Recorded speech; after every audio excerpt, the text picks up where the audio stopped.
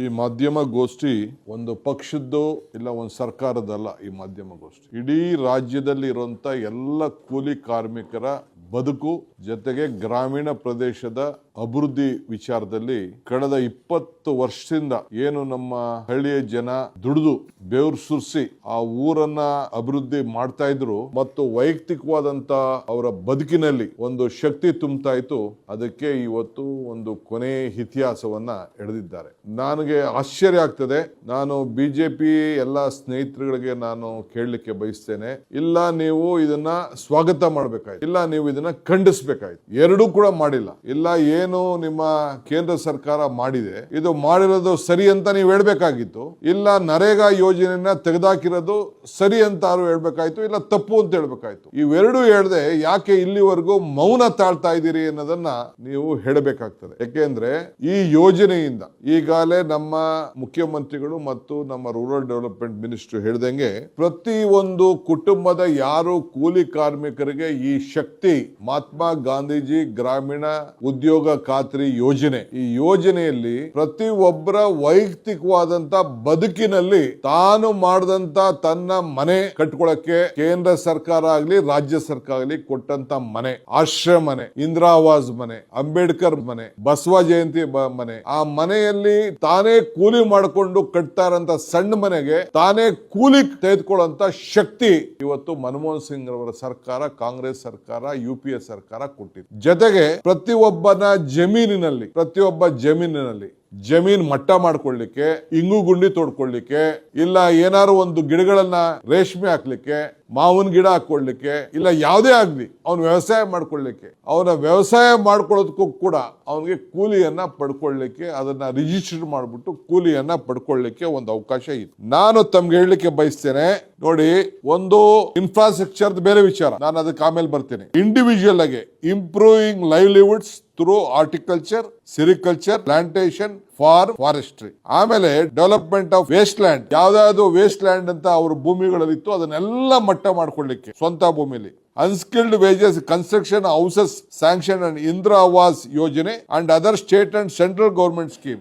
ಈಗ ಈ ಹೊಸ ಆಕ್ಟ್ ಅಲ್ಲಿ ಈ ಇಂದಿರಾ ಆವಾಸ್ ಯೋಜನೆ ತೆಗೆದಾಕ್ಬಿಟ್ಟಿದ್ದಾರೆ, ಸ್ಟೇಟ್ ತೆಗೆದಾಕ್ಬಿಟ್ಟಿದ್ದಾರೆ, ಸೆಂಟ್ರಲ್ ಅಂತಾನು ತೆಗೆದಾಕ್ಬಿಟ್ಟಿದ್ದಾರೆ. ಪ್ರಧಾನ ಮಂತ್ರಿ ಮಾತ್ರ ಇಟ್ಟವ್ರೆ. ಇಲ್ಲಿದೆ ನನ್ನ ಹತ್ರ, ಬರೀ ಪ್ರಧಾನ ಮಂತ್ರಿ ಹೆಸರಿನಲ್ಲಿ ಯಾವ್ದಾದ್ರು ಮನೆ ಕಟ್ರೆ ಅದನ್ನ ತೆಗೆದುಕೊಳ್ಬೋದಂತೆ. ಆಮೇಲೆ ಕ್ರಿಯೇಟಿಂಗ್ ಇನ್ಫ್ರಾಸ್ಟ್ರಕ್ಚರ್ ಅಂದ್ರೆ ದನದ ಕೊಟ್ಟಿಗೆ, ಹಂದಿ ಶೆಡ್ಗಳು, ಕುರಿ ಶೆಡ್, ದನನ್ ಶೆಡ್ ಎಲ್ಲ ಹಾಕೊಳ್ಳಿಕ್ಕೆ ನೀವು, ನಾನ್ ತಮ್ಗೆಲ್ಲ ರಿಕ್ವೆಸ್ಟ್ ಮಾಡ್ತೀನಿ, ನಿಮ್ಗೆಲ್ಲ ಗಾಡಿ ಮಾಡಿಕೊಡ್ತೀನಿ, ನಮ್ ತಾಲೂಕು ಹೋಗಿ ಕರ್ಕೊಂಡು ಹೋಗ್ತೀನಿ. ಇಡೀ ದೇಶದಲ್ಲಿ, ಭಾರತದ ದೇಶದಲ್ಲಿ ಕಾಶ್ಮೀರಿಂದ ಕನ್ಯಾಕುಮಾರಿವರೆಗೂ ಹೈಯೆಸ್ಟ್ ನರೇಗಾ ಕಾರ್ಯಕ್ರಮವನ್ನ ಉಪಯೋಗಿಸಿದಂತ ಒಂದು ತಾಲೂಕು. ನಾವೇನಾದ್ರು ಒಂದು ದೊಡ್ಡ ದರೋಡೆ ಮಾಡ್ಬಿಟ್ಟಿದೀವಿ ಅಂತ ಹೇಳಿ ಒಂದು 10 ಟೀಮ್ ಬಂದು ಇನ್ವೆಸ್ಟಿಗೇಷನ್ ಮಾಡ್ತು. ಅರ್ಕಾವತಿ ನದಿಗೆ ನಾವು ಚೆಕ್ ಡ್ಯಾಮ್ ಅನ್ನ ಕ್ರಿಯೇಟ್ ಮಾಡಿದ್ವಿ. 50,000 ಜನಕ್ಕೆ ದನಿನ್ ಕೊಟ್ಟಿಗೆಗಳನ್ನ ಕಟ್ಟಿಕೊಟ್ಟಿದ್ವಿ, ಪಂಚಾಯತಿ ಬಿಲ್ಡಿಂಗ್ ಗಳನ್ನ ಕಟ್ಟಿದೀವಿ, ಪ್ಲೇ ಗ್ರೌಂಡ್ ಗಳನ್ನ ಮಾಡಿದೀವಿ, ಪಾರ್ಕ್ ಗಳನ್ನ ಮಾಡಿದೀವಿ. ಇದನ್ನೆಲ್ಲ ನೋಡ್ಬಿಟ್ಟು ಅವರು, ಓಹೋ ಹಿಂಗ್ ಮಾಡಿದ್ರೆ ನಮ್ಗೆ ತೊಂದರೆ ಆಗ್ತದೆ, ಅವ್ರು ಹೇಳ್ತಿರಲ್ಲ ವೋಟ್ ಬ್ಯಾಂಕ್ ರಾಜಕಾರಣ ಅಂತ,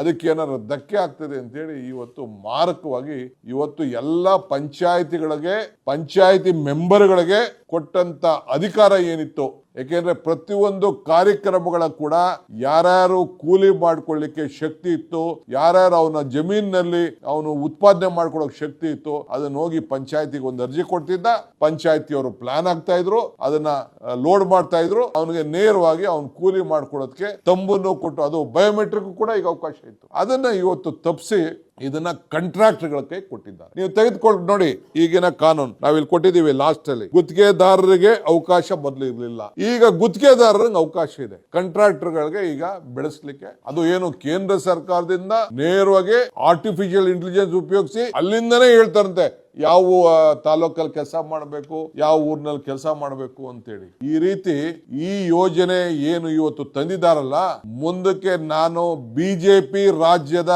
ಯಾವ ರಾಜ್ಯದಲ್ಲೂ ಇದು ಸಕ್ಸಸ್ ಆಗಲ್ಲ. ಬಿಡಿ, ಇದು ನಮ್ಮ ಸರ್ಕಾರಗಳದ್ದು ಬಿಡಿ, including the own BJP run state, even ಆ ಸ್ಟೇಟ್ ಅಲ್ಲೂ ಕೂಡ ಈ ಕಾರ್ಯಕ್ರಮವನ್ನ ಯಶಸ್ಸು ಮಾಡಲಿಕ್ಕೆ ಸಾಧ್ಯ ಇಲ್ಲ. ನಾನು ಹೇಳ್ತಾ ಇದ್ದೀನಿ, any central minister Y has not welcomed it? ಇಲ್ಲ ನಾವು ನರೇಗಾ ತೆಗೆದಿದ್ದು ನಾವು ಒಳ್ಳೆ ಕೆಲಸ ಮಾಡಿದ್ದೀವಿ, ನರೇಗಾ ಕಿತ್ತಾಕಿದ್ದು ಅಂತ ಯಾಕೆ ಮಾತಾಡ್ತಾ ಇಲ್ಲ? ಇಲ್ಲ ಈ ಯೋಜನೆನ ಯಾಕೆ ಅವರು ತಂದಿದ್ದು ಒಳ್ಳೆ ಕೆಲಸ ಮಾಡ್ತಾ ಇದೀವಿ ಅಂತ ಯಾಕೆ ಇದನ್ನು ವಾದ ಮಾಡ್ತಾ ಇಲ್ಲ. ಇಷ್ಟೇ ಚರ್ಚೆ ಇದು. ಅದನ್ನೇ ನಮ್ಮ ಮುಖ್ಯಮಂತ್ರಿ ಹೇಳಿದ್ದು. ಇದು ಎಲ್ಲೂ ಕೂಡ ಚರ್ಚೆ ಆಗಿಲ್ಲ ಅನ್ನೋ ಇದನ್ನ ಈ ಸಂದರ್ಭ ಹೇಳಲಿಕ್ಕೆ ನಾನು ಬಯಸ್ತಾ ಇದ್ದೀನಿ. ನಾವು ಬೇರೆ ಬೇರೆ ನೀವು ನೋಡಿ, ನಾನು ನಿಮ್ಗೆ ಯಾಕೆ ಹೇಳ್ತಾ ಇದ್ದೀನಿ ಅಂದ್ರೆ, ಸೀಯಿಂಗ್ ಇಸ್ ಬಿಲೀವಿಂಗ್. ನಮ್ಮಲ್ಲಿ ಯಾವ ರೀತಿ ನಾವು ಕೆಲಸ ಮಾಡ್ಲಿಕ್ಕೆ ಅವಕಾಶ ಇದೆ ಅಂತ ನಿಮ್ಗೆ ಯಾರು ಬೇಕಾದ್ರೆ ಹೇಳಿ, ಒಂದಷ್ಟು ಹೆಲಿಕಾಪ್ಟರ್ಗಳು, 2-3 ಹೆಲಿಕಾಪ್ಟರ್ ಮಾಡಿ ಕಳಿಸ್ಕೊಡ್ತೀವಿ. ನೀವು ಹಾವೇರಿ ಜಿಲ್ಲೆಗೆ ಹೋಗಿ, ಒಂದೊಂದು ತಾಲೂಕಲ್ಲಿ 5,000-10,000 ಇಂಗು ಗುಂಡಿಗಳನ್ನ ಮಾಡಿದ್ದಾರೆ. ನಾನು ನೋಡಿದ್ದೀನಿ, ಕಣ್ಣಲ್ಲಿ ನಾನು ನೋಡಿದ್ದೀನಿ. ಹಾವೇರಿ ಜಿಲ್ಲೆಯಲ್ಲಿ ಆ ನೀರನ್ನ ಒಂದು 20x20, 40x40 ಇದರಲ್ಲಿ ಮಾಡಿ ಆ ಹಿಂಗು ಗುಂಡಿಗಳನ್ನ ಅಗ್ರಿಕಲ್ಚರ್ ಡಿಪಾರ್ಟ್ಮೆಂಟ್ ಇಂದ ಮಾಡಿದ್ದಾರೆ. ಕೃಷ್ಣ ಬೈರೇಗೌಡರು ಅಗ್ರಿಕಲ್ಚರ್ ಇದ್ದಂತ ಸಂದರ್ಭದಲ್ಲಿ ನಾನು ಕಣ್ಣಲ್ಲಿ ನಾನು ನೋಡಿದ್ದೀನಿ. ಆ ನೀರನ್ನ ಅಲ್ಲೇ ಅವ್ನು ಮಾಡ್ಕೊಂಡು, ಅವ್ರನ್ನ ಭೂಮಿಲೇ, ಬೇರೆ ಯಾರ ಭೂಮಿ ಇಲ್ಲ, ಅವನ ಭೂಮಿಲೇ ಅವ್ನು ಮಾಡ್ಕೊಂಡು ಕೂಲಿ ಪಡ್ಕೊಳ್ಳುವಂತ ಕೆಲಸ ಕೂಡ ಇವತ್ತಾಗಿದೆ. ಇಡೀ ರಾಜ್ಯದಲ್ಲಿ ಈ ರೀತಿ ಆಗ್ತಾ ಇದೆ. ಇಡೀ ರಾಷ್ಟ್ರಕ್ಕೆ ಈ ಯೋಜನೆ, ಇಡೀ ರಾಷ್ಟ್ರದ ಗ್ರಾಮೀಣ ಅಭಿವೃದ್ಧಿಗೆ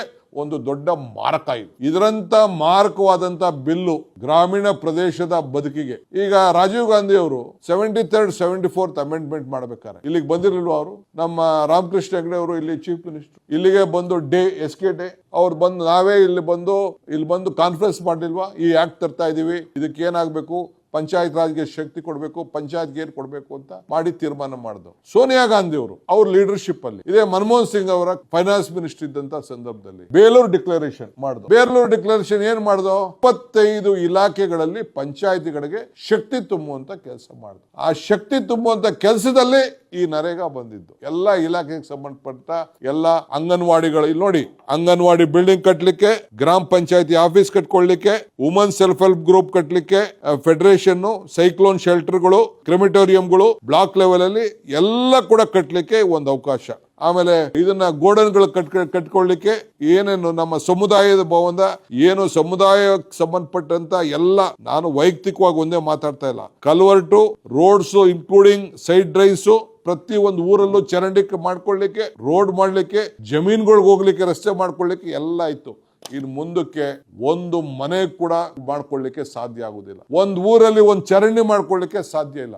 ಎಲ್ಲದಕ್ಕೂ ಕೂಡ ಇವತ್ತು ಕೂಲಿ ಇತ್ತು. ಇದಕ್ಕೆ ನಿಲ್ಲಿಸಿದ್ದಾರೆ. ಸೊ ನಮ್ಮ ಸರ್ಕಾರ, ಇದು ಪಕ್ಷದ ಕೆಲಸ ಅಲ್ಲ, ಇಡೀ ನಮ್ಮ ಸರ್ಕಾರ, ಪಾರ್ಟಿ ಪಕ್ಷ ಬಿಟ್ಟು ಇಡೀ ಗ್ರಾಮ ಪಂಚಾಯತಿ ಮಟ್ಟದಲ್ಲಿ ಈ ಒಂದು ನರೇಗಾ ಕಾರ್ಮಿಕರು ಮತ್ತು ನಮ್ಮ ಲೀಡರ್ಸ್ ಎಲ್ಲರೂ ಸೇರಿ, ನಾವೇನು ಪಂಚಾಯತಿಲಿ ಯಾರನ್ನು ನಾವು ಸಿಂಬಲ್ ಮೇಲೆ ಗೆಲ್ಲಿಲ್ಲ. ವಿ ವಿಲ್ ಇನ್ವೈಟ್ ಎವ್ರಿವನ್, ಎಲ್ಲರಿಗೂ ನಾವು ಆಹ್ವಾನ ಕೊಡ್ತೇವೆ. ಇದಕ್ಕೆ ಬಂದು ಅಲ್ಲಿ ಸಮಾವೇಶ ನಡೆಸ್ತೇವೆ, ಗ್ರಾಮ ಸಭೆಗಳು ನಡೆಸ್ತೇವೆ, ಅಲ್ಲಿ ಚರ್ಚೆ ಮಾಡ್ತೇವೆ. ಅದಾದ್ಮೇಲೆ ತಾಲೂಕ್ ಲೆವೆಲ್ಗೆ ಬರ್ತೀವಿ, ಅದಾದ್ಮೇಲೆ ಜಿಲ್ಲಾ ಲೆವೆಲ್ಗೆ ಬರ್ತೀವಿ, ಅದಾದ್ಮೇಲೆ ರಾಜ್ಯದ ಮಟ್ಟಕ್ಕೆ ಬರ್ತೀವಿ. ಇದು ಆಂದೋಲನ ರೀತಿಯಲ್ಲಿ ವಾಪಸ್ ಅವರು ತೆಗೆದುಕೊಳ್ಳೇಬೇಕು. ಯಾವ ರೀತಿ ಈ ಫಾರಂ ಬಿಲ್ ನ ವಾಪಸ್ಸು ತೆಗೆದುಕೊಂಡ್ರು 3 ಬಿಲ್ಗಳನ್ನ, ಅದಕ್ಕೆ ನಾವು ಮಾಡ್ತೇವೆ. ಅದಕ್ಕೆ ಬಿಜೆಪಿ ಅವರು ಇನ್ ಮುಂದಕ್ಕೆ ನಾನು ಅಪೀಲ್ ಮಾಡ್ತೀನಿ, ಇನ್ ಮುಂದಕ್ಕೆ ನಿಮ್ಗೆ ಯಾವ ಕಾರಣಕ್ಕೂ ಮಹಾತ್ಮ ಗಾಂಧೀಜಿ ಪ್ರತಿಮೆ ಮುಂದೆ ಕೂತ್ಕೊಳ್ಳಕ್ಕೆ ಹಕ್ಕಿಲ್ಲ. ಆ ಹಕ್ಕನ್ನ ನೀವು ಕಳ್ಕೊಂಡಿದ್ದೀರಿ. ನಿಮ್ಮ ಕಚೇರಿಗಳಲ್ಲಿ ಮಹಾತ್ಮ ಗಾಂಧೀಜಿ ಆಫೀಸನ್ನ ಫೋಟೋ ಹಾಕೊಳ್ಳಿಕ್ಕೂ ಕೂಡ ನಿಮ್ಗೆ ಹಕ್ಕಿಲ್ಲ, ಯೋಗ್ಯತೆನೂ ಇಲ್ಲ. ಅದನ್ನು ಕೂಡ ಇವತ್ತು ನೀವು ಕಳ್ಕೊಂಡಿದ್ದೀರಿ. ಅವ್ರ ಹೆಸರನ್ನ ತೆಗೆದ ಮೇಲೆ ನಿಮ್ಗೆ ಎಲ್ಲಿದೆ ಹಕ್ಕು? ಅವ್ರ ಹೆಸರನ್ನ ಪ್ರತಿಯೊಂದು ಗ್ರಾಮೀಣ ಪ್ರದೇಶದಲ್ಲಿ, ಒಂದು ಶಾಲೆಯಲ್ಲಿ, ಒಂದು ಗೌರ್ಮೆಂಟ್ ಆಫೀಸಲ್ಲಿ, ಎಲ್ಲ ಕಡೆನೂ ನಾವು ಹಾಕೊಂಡು ಮಹಾತ್ಮ ಅನ್ನೋ ಹೆಸರನ್ನ ನೀವು ತೆಗೆದಾಕಿದಿರಲ್ಲ, ಇದು ಮನುಷ್ಯತ್ವನ ನಿಮ್ಗೆ? ಸೊ ಅದಕ್ಕೆ ನೀವು ನೈತಿಕವಾದಂತ ಹಕ್ಕನ್ನ ಕಳ್ಕೊಂಡಿದ್ದೀರಿ. ಮಹಾತ್ಮ ಗಾಂಧೀಜಿ ಭಾಷಣ ಮಾಡೋದು ಬೇಡ, ಅವ್ರ ಊನಾರ ಹಾಕೋದು ಬೇಡ. ಅವ್ರ ಹೆಸರನ್ನ ಯಾರು ಒಬ್ಬ ಮಹನೀಯರು, ಈಗ ಜವಾಹರ್ಲಾಲ್ ನೆಹರು ಅವರ ಹೆಸರಿನಲ್ಲಿ ನಾವು ಮಕ್ಕಳ ಜಯಂತಿ ಅಂತ ಮಾಡ್ತಾ ಇದ್ದೇವೆ. ಡಾಕ್ಟರ್ ರಾಧಾಕೃಷ್ಣ ಅವರ ಜನ್ಮದಿನ ಟೀಚರ್ಸ್ ಅಂತ ನಾವು ಮಾಡ್ತಾ ಇದ್ದೇವೆ. ಚರಣ್ ಸಿಂಗ್ ಅವರ ಜನ್ಮದಿನ ರೈತರದು ಅಂತ ನಾವು ಮಾಡ್ತಾ ಇದ್ದೇವೆ. ಸೊ ಹಂಗೆ ಪ್ರತಿಯೊಂದು ಜಯಂತಿಗಳನ್ನ ನಾವು ಮಾಡ್ತಾ ಇದ್ದೇವೆ. ಅಂಬೇಡ್ಕರ್ ಅವರು ಹುಟ್ಟಿದ ದಿನ ನಾವು ಸಂವಿಧಾನದ ಬಗ್ಗೆ ಎಷ್ಟು ಗೌರವ ಕೊಡಬೇಕು ಅದನ್ನ ನಾವು ಮಾಡ್ತಾ ಇದ್ದೇವೆ. ಸೊ ಹಂಗೆ ಇವತ್ತು ಇನ್ನು ಮುಂದಕ್ಕೆ ಬಿಜೆಪಿಯವರು ಯಾವ ಕಾರಣಕ್ಕೂ ಮಹಾತ್ಮ ಗಾಂಧಿ ಹೆಸರನ್ನ ದಯವಿಟ್ಟು ನಿಮ್ಮ ಮಾತಿನಂತೆ ನಡೀತಾ ಇದ್ದೀರಿ, ನಿಮ್ಮ ಸರ್ಕಾರದ ಆದೇಶದಂತೆ ಇದ್ದೀರಿ ಅಂತಂದ್ರೆ ದಯವಿಟ್ಟು ಹೀಗೆ ತೆಗೆದ್ಬಿಟ್ಟು ನಮ್ಗೆ ಗಿಫ್ಟ್ ಮಾಡಿ ಆ ಫೋಟೋಗಳನ್ನ ಕಳ್ಸಿಕೊಟ್ಬಿಡಿ. ನಾವು ಇಟ್ಕೊಳ್ತೀವಿ, ನಾವು ಮನೆಗೂ ನಾವು ಹಂಚ್ಕೊಳ್ತೇವೆ. 100 ವರ್ಷ ಆಗಿದೆ ರೀ, 100 ವರ್ಷ ಮಹಾತ್ಮ ಗಾಂಧೀಜಿ ಅವರು ಈ ದೇಶದ ಸ್ವಾತಂತ್ರ್ಯದ ನಾಯಕತ್ವವನ್ನು ವಹಿಸಿ 100 ವರ್ಷ ಆಗಿದೆ. ಆ 100 ವರ್ಷದ ಸಂಭ್ರಮ ಆಚರಣೆ ಮಾಡೋಂಥ ಸಂದರ್ಭದಲ್ಲಿ ಅವ್ರ ಹೆಸರನ್ನ ತೆಗೆದು ಅವ್ರನ್ನ ಹೆಸರಿಗೆ ಕೊಲೆ ಮಾಡ್ತಾ ಇದ್ದೀರಲ್ಲ, ಇದಕ್ಕಿನ್ನ ಈ ದೇಶದ ಇತಿಹಾಸದಲ್ಲಿ ಮಾಡಿದಂತ ಅವಮಾನ ಇನ್ನೊಂದಿಲ್ಲ ಅಂತ ಹೇಳಲಿಕ್ಕೆ ನಾನು ಬಯಸ್ತಾ ಇದ್ದೇನೆ. ಇದಕ್ಕೆ ಈ ಹೋರಾಟ ಪಕ್ಷ ಭೇದವನ್ನು ಮರೆತು ನಮ್ಮ ಹೋರಾಟವನ್ನು ರೂಪಿಸ್ತೇವೆ. ಯಾರು ಜಾಯ್ನ್ ಆಗ್ಬೋದು, ಆದ್ರೆ ಹಳ್ಳಿ ಪ್ರದೇಶದ ಜನರ ಬದುಕಿನಲ್ಲಿ ಇವತ್ತು ಒಂದು ದೊಡ್ಡ ಆಘಾತ ಉಂಟಾಗಿದೆ. ಇದರ ವಿರುದ್ಧ ವಿಶೇಷವಾಗಿ ಮೀನುಗಾರಿಕೆಗೂ ಕೂಡ ನಮ್ಮ ಕರಾವಳಿ ಪ್ರದೇಶ ಅವರಲ್ಲೂ ಕೂಡ ಮೀನುಗಾರಿಕೆ ರೈತರು ಕೂಡ ಯಾರು ಮೀನುಗಾರಿಕೆ ಮಾಡ್ತಾ ಇದ್ರು ಅವರು ಕೂಡ ಕೂಲಿ ತೆಗೆದುಕೊಳ್ಳುವಂತ ಒಂದು ಅವಕಾಶ ಇತ್ತು. ನಾನು ಪ್ಲಾಂಟೇಶನ್ ಮಾತಾಡಕ್ ಹೋಗ್ತಾ ಇಲ್ಲ, ಪ್ಲಾಂಟೇಶನ್ ಅಲ್ಲೂ ಕೂಲಿ ಮಾಡ್ಕೊಳಕ ಇತ್ತು. ಈಗ ಇಡೀ ರಾಜ್ಯದಲ್ಲಿ ಅವರು ಕೂಲಿ ನಗರಗಳಲ್ಲಿ ಬಿಟ್ಟು ಗ್ರಾಮೀಣ ಪ್ರದೇಶದಲ್ಲಿ ಮಾಡ್ಕೊಳ್ಳುವಂತ ಅವಕಾಶ ಇತ್ತು. ರಾಜಸ್ಥಾನದಲ್ಲಿ ನಗರದಲ್ಲೂ ಆಗ್ಬೇಕು ಅಂತ ಕಾಂಗ್ರೆಸ್ ಪಕ್ಷ ಸರ್ಕಾರ ಒಂದು ಕಾನೂನು ತೆಗೆದುಕೊಂಡು ಬಂತು. ಸೊ ಅದರಿಂದ ಈ ವಿಚಾರದಲ್ಲಿ ನಮ್ಮ ಪಕ್ಷ ಮತ್ತು ಸರ್ಕಾರ ಜೊತೆ ಸೇರಿ ಈ ಹೋರಾಟವನ್ನ ತೆಗೆದುಕೊಂಡು ಹೋಗ್ತದೆ ಅನ್ನೋ ಮಾತನ್ನ ಈ ಸಂದರ್ಭದಲ್ಲಿ ತಮ್ಗೆ ಹೇಳಲಿಕ್ಕೆ ನಾನು ಬಯಸ್ತಾ ಇದ್ದೇನೆ. ನೋ ಉತ್ಪ್ರೇಕ್ಷೆ, ನೋ ಊಹಾಪೋಹ. ತಾಜಾ ಸುದ್ದಿ ನಿಖರ ಮಾಹಿತಿಗೆ ಬ್ರೌಸ್ ಮಾಡಿ ವಿಜಯವಾಣಿ.net. QR ಕೋಡ್ ಸ್ಕ್ಯಾನ್ ಮಾಡಿ ಆಪ್ ಡೌನ್ಲೋಡ್ ಮಾಡಿಕೊಳ್ಳಿ.